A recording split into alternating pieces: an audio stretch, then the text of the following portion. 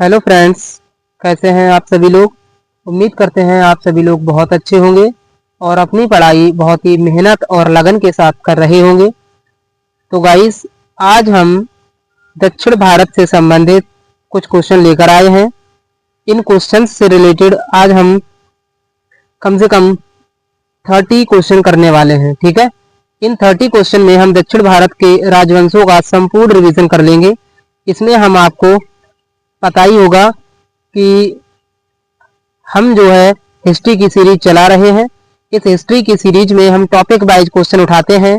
जैसे हमने पिछली क्लासों में दक्षिण भारत से रिलेटेड एक भी टॉपिक नहीं छोड़ा है, चाहे वो मौर्य वंश हो या वो कोई सा भी वंश हो, हमने कोई सा भी टॉपिक नहीं छोड़ा है। ठीक है, तो गाइस, आप हमारी क्लासों से जरूर जुड़ जाइए और अपने तैयारी को और भी बेहतर बना दीजिए हमारी इन क्लासों को करने के बाद।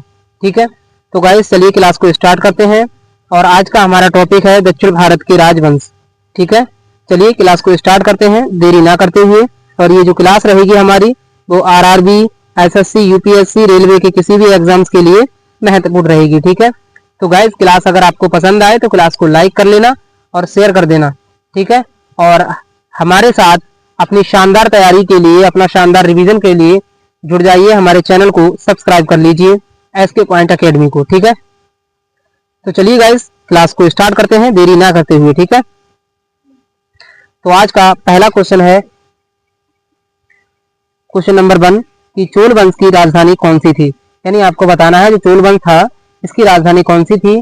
गाइस आपको बता दें कि जिस क्वेश्चन का आंसर आपको पता हो उस क्वेश्चन का आंसर आप कमेंट बॉक्स में जरूर बताया करें। ठीक है, तो चलिए आपको बताना है चोल वंश की राजधानी कौन सी थी। तो आपको बता दें गाइस कि चोल वंश की जो राजधानी थी वो तंजौर थी, यानी ऑप्शन नंबर बी इस क्वेश्चन का राइट आंसर होगा। ठीक है, चलिए आगे बढ़ते हैं अगले क्वेश्चन पर।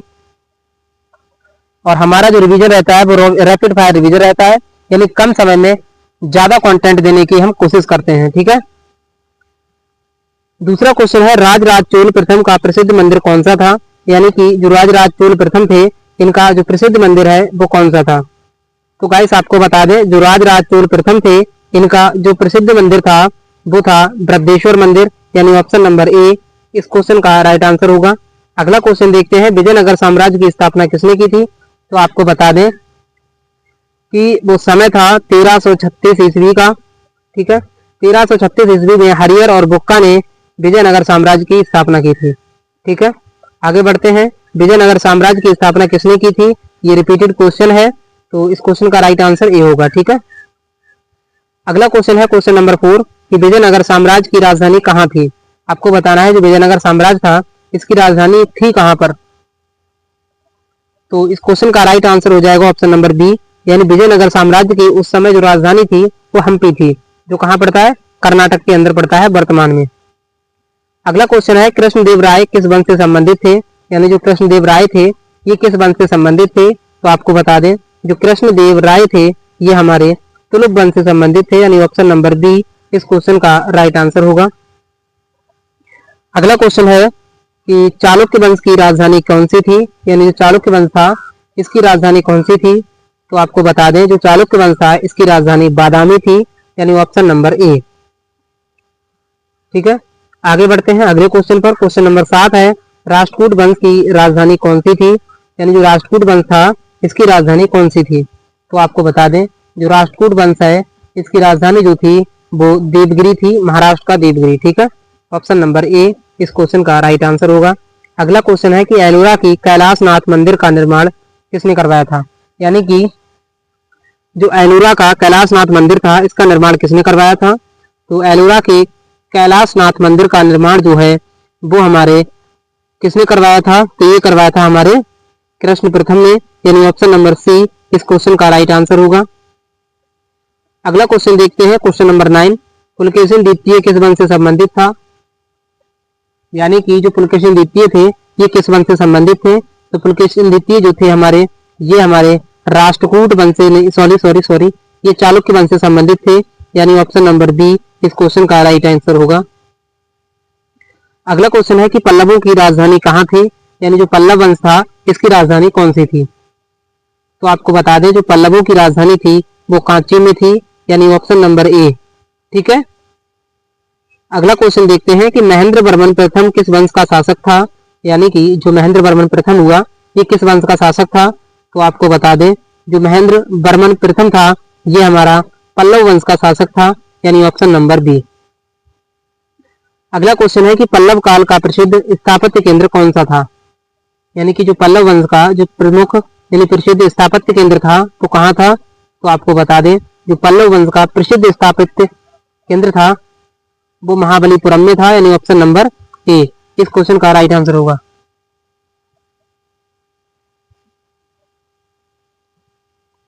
ठीक है, आगे बढ़ते हैं अगले क्वेश्चन पर। अगला क्वेश्चन है कि होयसल वंश की राजधानी कहाँ थी। तो होयसल वंश की जो राजधानी थी ये द्वार समुद्र थी, यानी ऑप्शन नंबर ए। ठीक है, अगला क्वेश्चन देखते हैं कि विजयनगर साम्राज्य का पतन कब हुआ। तो विजयनगर साम्राज्य का जो पतन हुआ वो 1565 में हुआ, ऑप्शन नंबर ए। अगला क्वेश्चन है कि तालीकोटा का युद्ध जो है यानी तालीकोटा की जो लड़ाई है वो किन किन के बीच हुई थी, कौन कौन से वंशों ने इसमें युद्ध किया था। तो आपको बता दें कि तालीकोटा का जो युद्ध हुआ था वो विजयनगर वंश और दक्कनी सल्तनतों के बीच में हुआ था। ठीक है, अगला क्वेश्चन है कि संगम काल किस क्षेत्र से संबंधित था, यानी संगम काल जो है वो किस क्षेत्र से संबंधित था। तो संगम काल आपको बता दें ये हमारा दक्षिण भारत से संबंधित था, ऑप्शन नंबर बी। अगला क्वेश्चन है संगम साहित्य किस भाषा में लिखा गया है, यानी कि जो संगम साहित्य लिखे गए हैं तो किस भाषा में लिखे गए हैं। तो संगम साहित्य जो है हमारे ये तमिल भाषा में लिखे गए हैं, ऑप्शन नंबर सी इस क्वेश्चन का राइट आंसर होगा। अगला क्वेश्चन है पल्लव वंश का प्रसिद्ध शासक कौन था। तो पल्लव वंश का जो प्रसिद्ध शासक था वो हमारे नरसिंह वर्मन प्रथम थे, यानी ऑप्शन नंबर ए।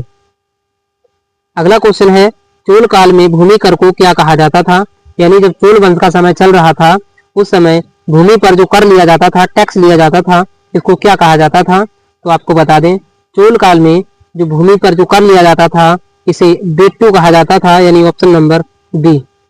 ठीक है, अगला क्वेश्चन है पल्लव वंश में निर्माण की प्रमुख शैली कौन सी थी। तो पल्लव वंश में जो निर्माण की प्रमुख शैली थी वो द्रविड़ शैली थी। ठीक है, ऑप्शन नंबर बी। अगला क्वेश्चन देखते हैं। अगला क्वेश्चन है राजेंद्र चोल ने किस देश पर विजय प्राप्त की थी। तो जो राजेंद्र चोल थे इन्होंने श्रीलंका तक अपने साम्राज्य का विस्तार किया था, यानी ऑप्शन नंबर ए इस क्वेश्चन का राइट आंसर होगा। अगला क्वेश्चन देखते हैं राजराज चोल का शिलालेख किस भाषा में है, यानी कि जो राजराज चोल थे इनका जो शिलालेख है वो किस भाषा में लिखा गया था। तो आपको बता दें जो राजराज चोल थे इनका जो शिलालेख लिखा गया था ये भी तमिल भाषा में लिखा गया था, ऑप्शन नंबर बी। अगला क्वेश्चन है कि होयसल वंश किस कला शैली के लिए प्रसिद्ध था, यानी कि जो होयसल वंश है ये किस कला शैली के लिए प्रसिद्ध था आपको बताना है। तो इस क्वेश्चन का राइट आंसर हो जाएगा ऑप्शन नंबर बी, होयसला स्थापत्य के लिए प्रसिद्ध था। अगला क्वेश्चन है कि हम्पी किस नदी के किनारे स्थित है। तो हम्पी जो है वो कर्नाटक में वर्तमान में पड़ता है और ये हमारा तुंगभद्रा नदी के किनारे है, हम्पी तुंगभद्रा नदी के किनारे। ठीक है, अगला क्वेश्चन है पल्लव शासकों ने किस धर्म को संरक्षण दिया था। तो पल्लव वंश जो था इन्होंने यानी पल्लव के जो शासक थे इन्होंने हम बात करें तो किस धर्म को संरक्षण दिया था। तो इन्होंने हमारे बात करें तो हिंदू धर्म को संरक्षण दिया था, यानी ऑप्शन नंबर सी। ठीक है, आगे बढ़ते हैं।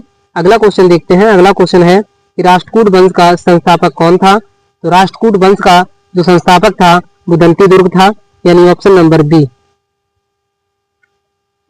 ठीक है, आगे बढ़ते हैं। अगला क्वेश्चन है कि विजयनगर साम्राज्य का प्रसिद्ध ग्रंथ अमुक्तमाल्यद किसने लिखा था। तो अमुक्तमाल्यद जो है हमारे ये किसने लिखा था। तो ये लिखा था हमारे कृष्णदेव राय ने, यानी ऑप्शन नंबर बी।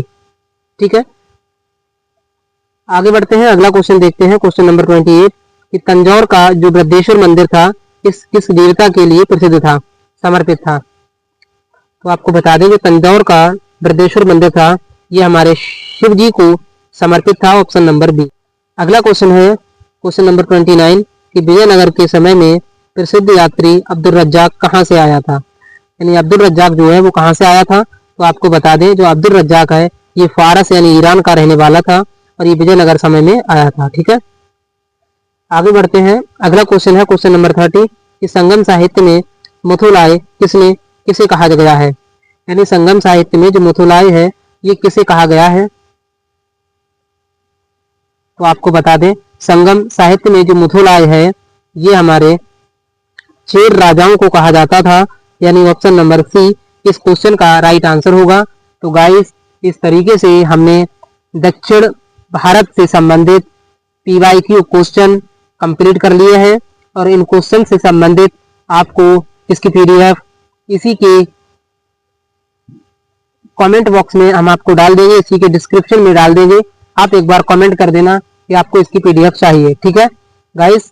आपको बता दें कि ये क्लास जो है आपके लिए बहुत ही बेनिफिट देने वाली है। आपने क्वेश्चनों का लेवल तो देख ही लिया होगा, क्योंकि मैं जो भी क्वेश्चन लेकर आता हूँ आज तक का रिकॉर्ड है कि सभी क्वेश्चन हमारे PYQ रहते हैं, ठीक है। तो गाइस मेरे फ्रेंड्स, आपको अगर वीडियो पसंद आती है तो वीडियो को लाइक कर दिया करें और वीडियो को ज़्यादा से ज़्यादा अपने यार दोस्तों में शेयर कर दिया करें, ठीक है। और हमारे साथ इसी तरीके का शानदार रिवीजन करने के लिए हमारे चैनल को सब्सक्राइब कर लीजिए, ठीक है। तो गाइस आज के लिए इतना ही, मिलते हैं नेक्स्ट वीडियो में। धन्यवाद।